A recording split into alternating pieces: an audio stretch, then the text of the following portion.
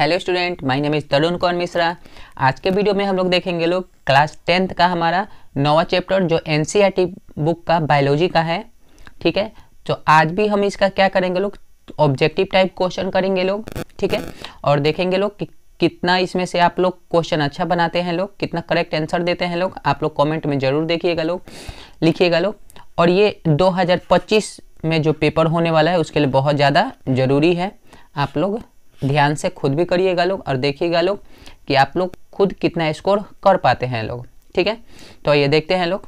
First important question है हमारा, क्या बोल रहा है, निम्नलिखित में से कौन सा मानव में अवशेषित अंग है। ठीक है, मानव में कौन सा बाबू अवशेषित अंग है। तो पहला बोला है क्या, तो गुर्दे, अपेंडिक्स, हृदय या फेफड़ा। तो बाबू इसका आंसर हो जाएगा क्या, तो अपेंडिक्स। ठीक है, समझे। चलिए आगे देखते हैं लोग। Question number 2। क्वेश्चन नंबर 2 क्या बोल रहा है, प्लेनेरिया की आंख कैसी होती है। ठीक है, प्लेनेरिया की आंख कैसी होती है। तो एक नंबर क्वेश्चन क्या बोल रहा है, बहुत साधारण।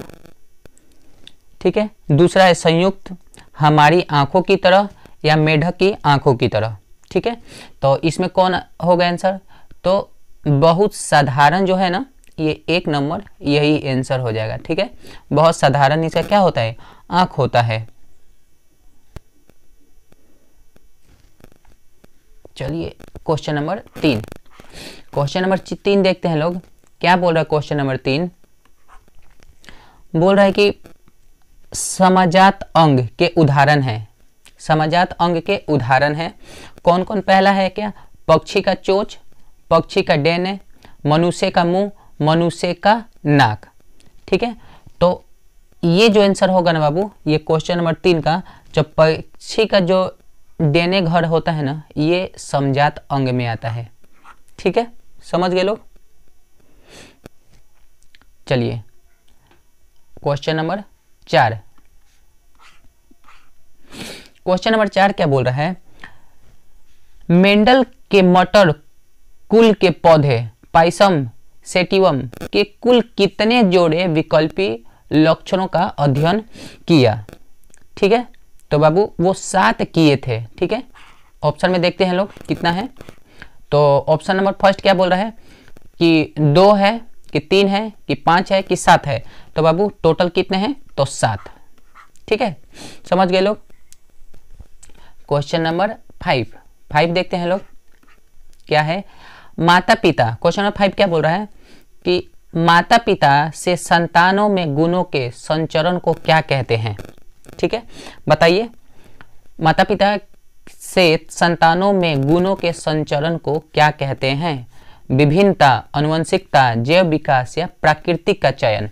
तो बाबू इसका आंसर हो जाएगा क्या, तो जो बी है ना आप लोग का है बी, अनुवंशिकता। ठीक है, यही आंसर होता है। अगला देखा जाए, नेक्स्ट क्वेश्चन नंबर 6।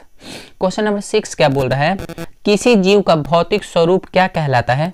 किसी जीव का भौतिक स्वरूप क्या कहलाता है, जीनोटाइप, फिनोटाइप, एलीन या उत्परिवर्तन।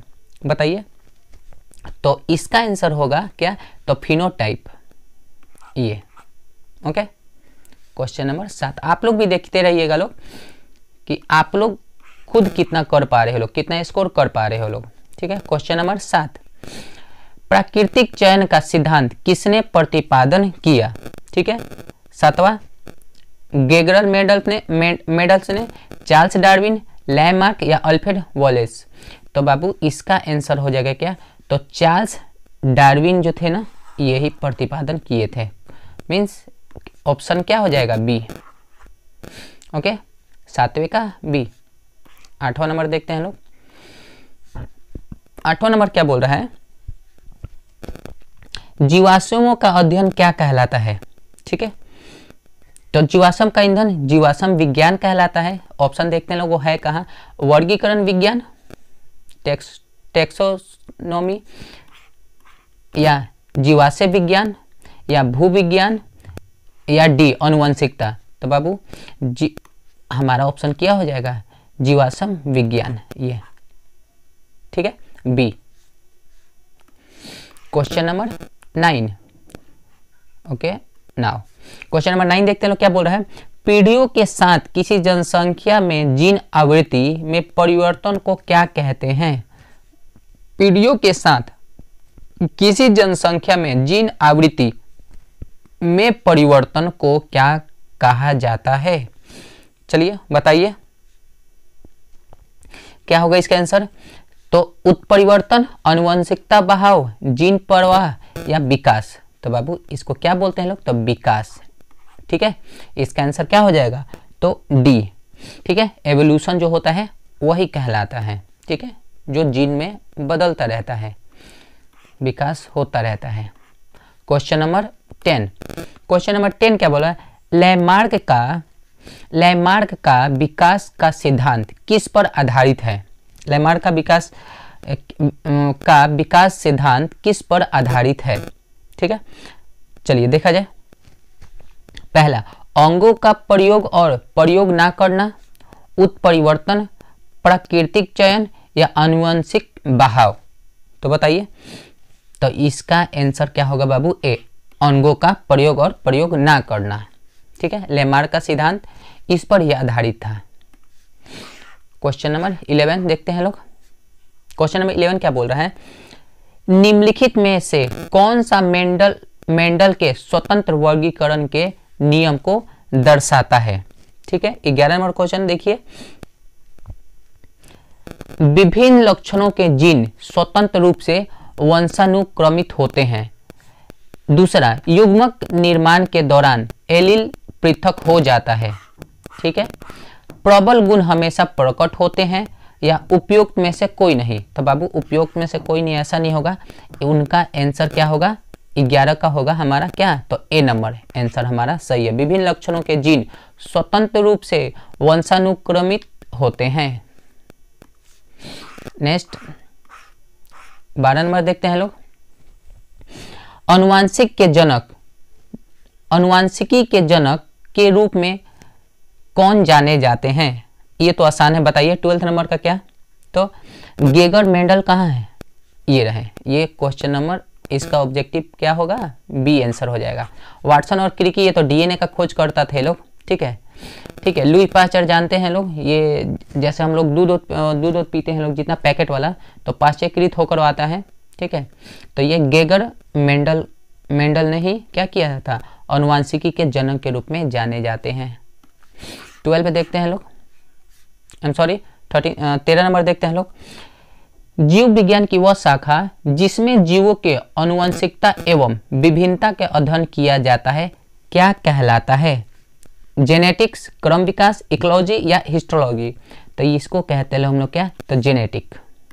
ये ऑप्शन नंबर फर्स्ट, ओके। क्या हो जाए बाबू, तो इसका ऑब्जेक्ट हो जाए, ऑब्जेक्टिव क्या है, कौन सा सही है, तो जेनेटिक, ए। चलिए बी देखा जाए।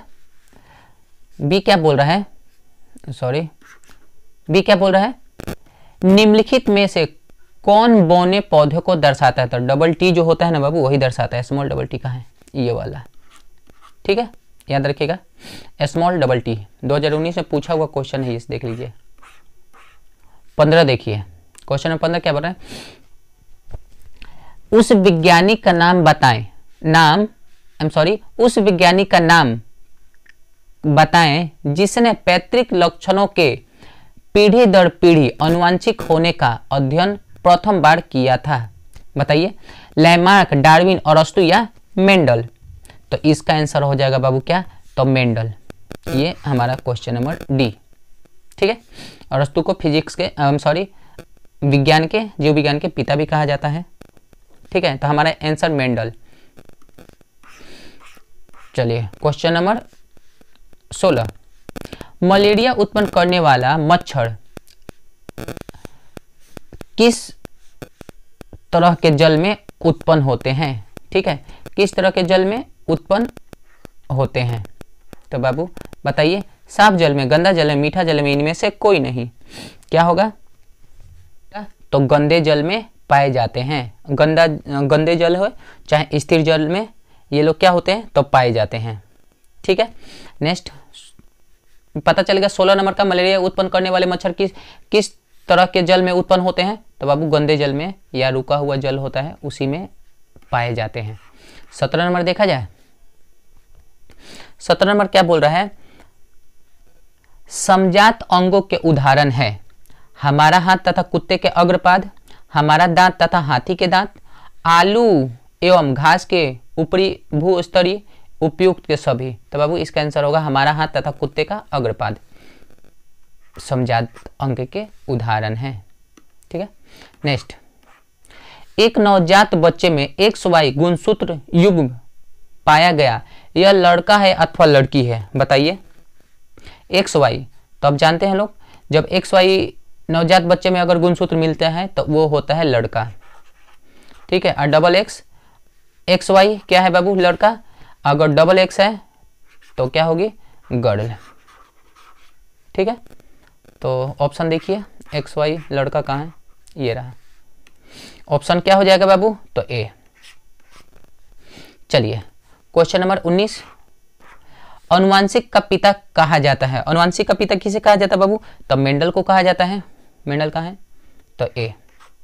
ठीक है, थोड़ा देखिए, चलिए मेंडल को कहा जाता है। 20 नंबर देखिए, किसी जीव की जीनी संरचना कहलाती है? बताइए, किसी जीव का जीनी संरचना कहलाती है? लक्षण प्रारूप या फेनोटाइप, जीनी प्रारूप या जीनोटाइप, अनुवांशिकी चाहे विभिन्नता? तो बाबू जीन प्रारूप या जीनोटाइप, यही आंसर होगा बी। ठीक है, नेक्स्ट 21, विकास की आधारभूत घटना क्या है? विकास की आधारभूत घटना क्या है? तो बाबू DNA। ठीक है, वीडियो ज़्यादा लॉन्ग बन जाएगा। DNA, RNA नहीं है, अम्लीयकरण नहीं है, भस्मीयकरण नहीं है, तो DNA प्रतिकीकरण होता है। 22 क्या कह रहा है? निम्नलिखित में से किसे अनुवांशिकी का पिता कहा गया है? ठीक है, बताइए निम्नलिखित में से किसे अनुवांशिकी का पिता कहा गया है? तो आप जानते हैं ग्रेगर जॉन मेंडल को ही कहा गया है। ऑप्शन कितना बार ये तो आया है, कहाँ है ग्रेगर जॉन मेंडल को? ये रहा बी।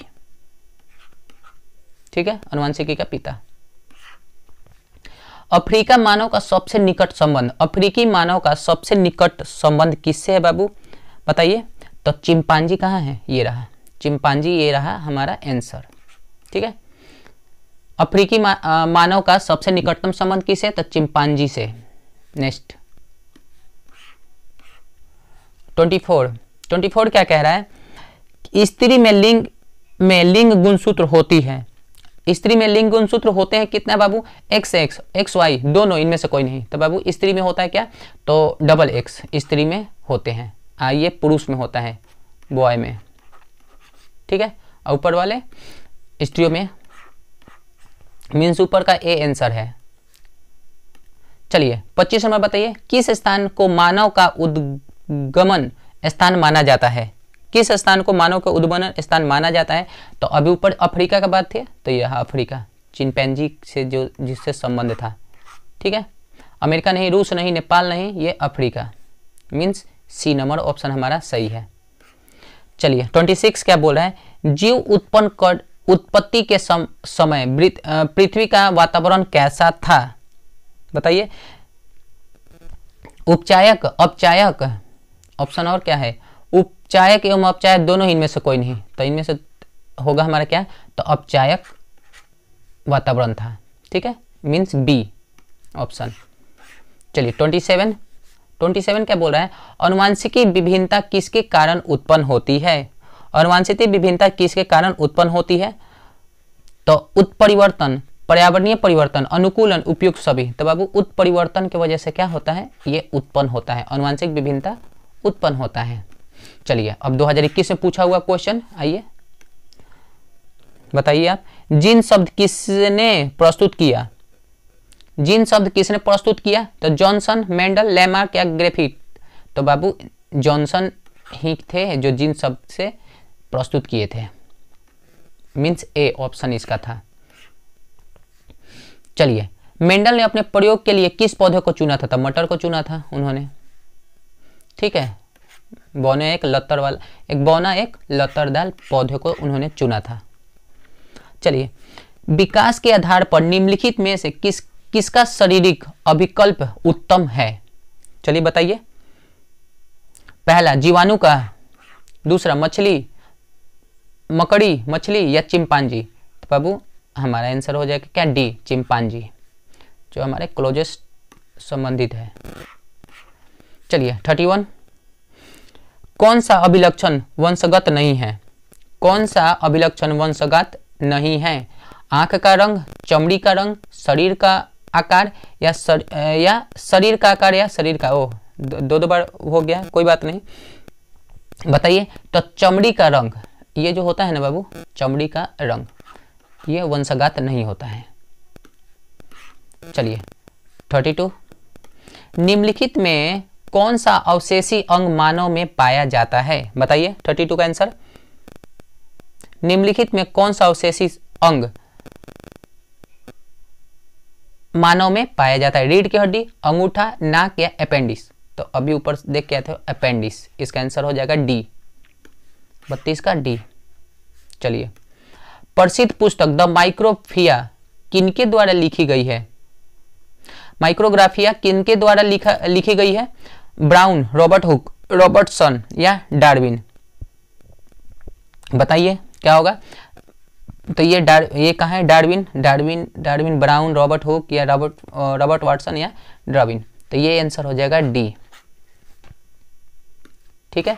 नेक्स्ट क्वेश्चन देखिए, जीव विज्ञान की वह शाखा जिसमें जीवों के आनुवंशिकता एवं विभिन्नता का अध्ययन किया जाता है कहलाता है? जेनेटिक, यही ऑप्शन हो जाएगा जेनेटिक, ठीक है। आप लोग वीडियो को पॉज करके भी आप क्या कर सकते हैं, खुद आंसर दे सकते हैं लोग, ठीक है। चलिए,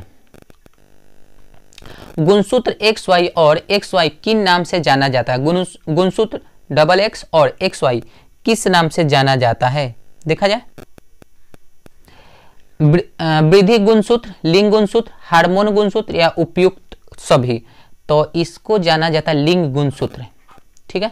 इसी तरह पता चलता है कि लड़का होगा कि लड़का, जिससे मिलन होगा वही क्या होता है, लिंग अनुपात को ये बतला देता है कि लड़का होने वाला है कि लड़की।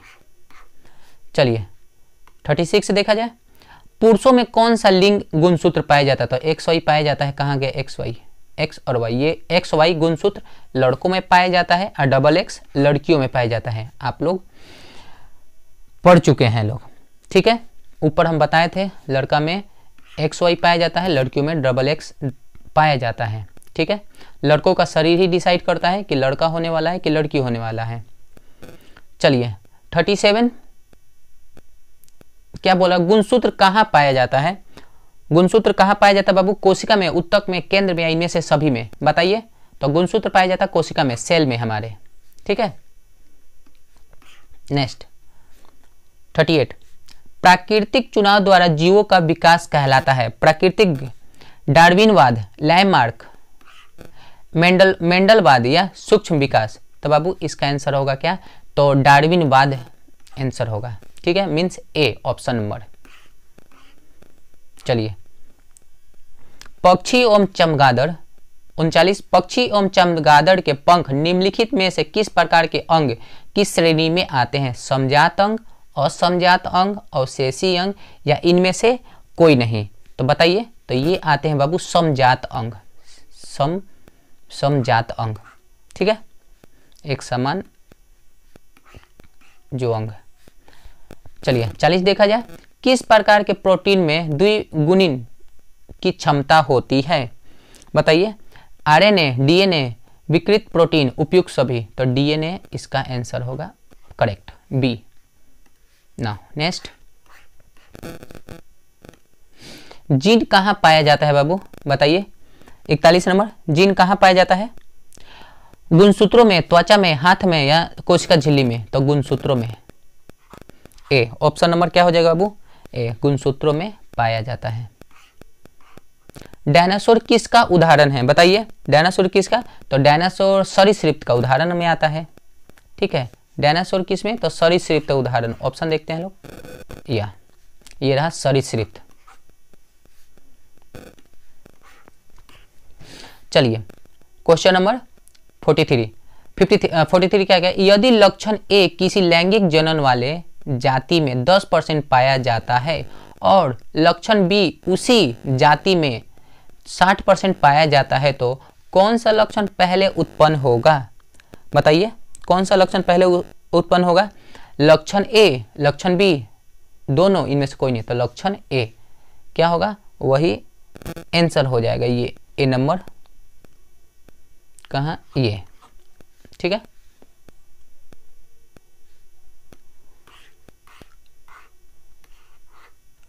चलिए क्वेश्चन नंबर हमारा कितना, तो 44, अंडाणु और शुक्राणु में कौन बच्चे के लिए लिंग का निर्धारण करता है। ठीक है, बताइए, अंडाणु शुक्राणु दोनों, इनमें से कोई नहीं, तो बाबू शुक्राणु जो होता है ना, यही क्या करता है, तो बच्चे के लिंग का निर्धारण करता है। ठीक है, ये हम चैप्टर पढ़ाए हैं जीव जनन, तो आप लोग जाके पहले उसको पढ़ लीजिएगा ना नोट्स, उसके बाद ये फटाफट आपसे ऑब्जेक्टिव बनेगा। चलिए 45 देखा जाए, मनुष्य में कितने जोड़े गुणसूत्र पाए जाते हैं, अथवा मानव शरीर के किसी कोशिका में गुणसूत्रों के कितने युग्म होते हैं, तो बाबू 23 होते हैं, आप लोग जानते हो लोग 23। ठीक है, संख्या पूछता था 46, तो इसमें तो ऑप्शन ही नहीं है, तो मतलब 23 जोड़ी पाई जाती है। चलिए नाउ 46 देखते हैं, वंशगत नियमों का प्रतिपादन किसने किया बताइए, तो इनका तो कितना बढ़ाया है, गेगर जॉन मेंडल, ये हमारे क्या हो जाएंगे, ऑप्शन डी। ठीक है बाबू, क्या हो जाएगा, ऑप्शन डी। चलिए नेक्स्ट देखते हैं लोग, 48 क्या बोल रहे हैं, ठीक हो गया वो 48, उपार्जित लक्षणों का, थोड़ा इनको ले लिया जाए, वंशगति सिद्धांत किसने प्रतिपादन किया था, लैमार्क ने, मेंडल ने, हैंडलैंड ने या यर्ड ने, तो बाबू इसका ऑप्शन हो जाएगा क्या, तो लैमार्क, कहाँ है लैमार्क, ऑप्शन लैमार्क ने किया था। ठीक है बाबू, ऑप्शन ए। चलिए आगे चलते हैं लोग, इन 49 देखा जाए, 49 क्या बोल रहा है, गुणसूत्र बने होते हैं डीएनए के, प्रोटीन के, डीएनए तथा प्रोटीन से, या इनमें से कोई नहीं, तो बाबू डीएनए तथा प्रोटीन से क्या बनते हैं, गुणसूत्र बने होते हैं। ठीक है, चलिए 50 नंबर क्वेश्चन देखते हैं लोग, वह कौन सा कारक है जो वंशगत लक्षणों का नियंत्रण करता है बताइए, तो बाबू वंशगत का नियंत्रण करने वाला तो हमारा जीन होता है, ऑप्शन में देखते हैं, हाँ क्वेश्चन नंबर ये सी है, कोशिका नहीं, कोशिका द्रव नहीं, जीन, आरएनए भी नहीं। आप लोग जाकर इसको जरूर पढ़ लीजिएगा लोग, चैप्टर हम पढ़ा दिए हैं, आप जाइएगा ना 10th क्लास का प्लेलिस्ट में, तो वहाँ पे आपको मिल जाएगा, नहीं तो कमेंट करिएगा लोग, तो हम उस पर भी भेज देंगे आपको, ना तो मेरा एपी कोचिंग सेंटर के नाम से क्या है, तो टेलीग्राम, तो उस पर नोट्स भी हम उसका डाल दिए हैं, और ये सब भी आप लोग को ऑब्जेक्टिव वहाँ पे मिल जाएगा। ठीक है, चलिए 51, उस पौधे का नाम बताइए जिस पर मेंडल ने प्रयोग किए थे, तो बाबू मटर, मटर बोलिए, छेमी बोलिए, इस पे। ठीक है, मटर के पौधे पे क्या किया था उन्होंने, तो भाई प्रयोग किया था। ठीक है, मटर के पौधे पर एक क्या लिए थे, तो एक लत्तर लिए थे लंबा वाला, एक नाटुर बोना किस्म के मटर के पौधा लिए थे। ठीक है, चलिए 51 52 क्या बोल रहा है बाबू, कि निम्नलिखित में कौन स्त्रियों में पाए जाने वाले लिंग क्रोमोसोम का जोड़ा है, तो बाबू आप लोग तो जानते हैं लोग। ठीक है, XX किस में, तो स्त्रियों में पाए जाने वाला लिंग क्रोमोसोम का जोड़ा होता है। XY आप जानते हैं लोग किस में होता है, ये तो 3-4 बार क्वेश्चन आ गया, मीन्स हमारा ऑप्शन क्या है, ए। ठीक है, ऑप्शन ए। चलिए 3 पे देखा जाए, क्या बोल रहा है, किसानों द्वारा जंगली गोभी से विभिन्न प्रकार के गोभी का विकास कहलाता है, क्या कहलाता है बाबू, तो प्राकृतिक चयन, कृत्रिम चयन, रासायनिक चयन या उपयुक्त सभी। तो बाबू कृत्रिम चयन कहलाता है। ठीक है, चलिए ब्रोकोली का विकास किस विधि से होता है? ब्रोकोली का विकास किस विधि से होता है? तो ये ऑप्शन देखते हैं लोग। कृत्रिम चयन द्वारा, देखते हैं लोग, कृत्रिम चयन द्वारा, प्राकृतिक चयन द्वारा, रासायनिक चयन द्वारा या उपयुक्त सभी। तो बाबू ब्रोकोली का जो विकास होता है ना वो कृत्रिम चयन द्वारा ही होता है। ठीक है, चलिए 55 देखते हैं लोग। कोशिका के अभिकल्प का आधारभूत लक्षण है। कोशिका के अभिलक्ष का आधारभूत लक्षण है, बताइए। केंद्रक, केंद्रिका कक्ष, रसधानी या रिक्तिका। तो बाबू ये केंद्रक, ये हो जाएगा हमारा क्या? तो 55 का ए ऑप्शन। चलिए 56 क्या बोल रहा है? तो न्यूक्लियस शब्द किनके द्वारा दी गई? न्यूक्लियस शब्द किनके द्वारा दी गई? बताइए। ऑप्शन है रॉबर्ट ब्राउन, रॉबर्ट हुक, पाउल याविड। बताइए किसके द्वारा? तो रॉबर्ट जो हुक थे ना, रॉबर्ट हुक ना रॉबर्ट ब्राउन को क्या दिया गया था? तो उनके द्वारा ही दिया गया था। ये ऑप्शन हो जाएगा आपका ए। ठीक है, नेक्स्ट चलिए। कीटों के पंख, चमगादड़ के पंख किस तरह के अंग है? कीटों के पंख और चमगादड़ के पंख किस तरह के अंग है? बताइए। तो बाबू समवृत्ति में आता है ये, समझात नहीं, अवशेषी नहीं, समवृत्ति अंग। ठीक है, नेक्स्ट देखते हैं लोग। नहीं, अब नहीं है। चलिए तो टोटल आपका 57 क्वेश्चन है। आप लोग कृपया करके आप लोग बताइएगा लोग कि आप लोग का कितना टोटल 56 में से आप लोग कितना स्कोर लिए हो लोग। ठीक है, ये 2025 के लिए बहुत ज़्यादा इंपॉर्टेंट है आप लोग का। हम पूरा इसका ऑब्जेक्टिव का प्रिपेयर करवा देंगे। ठीक है, प्रत्येक का साइंस जितना भी है, साइंस और एसएसटी का ऑब्जेक्टिव आप लोग को फरवरी से पहले, आप लोग के पेपर से पहले हम कंप्लीट करवा देंगे। ओके, तो आज के लिए इतना ही, बाय।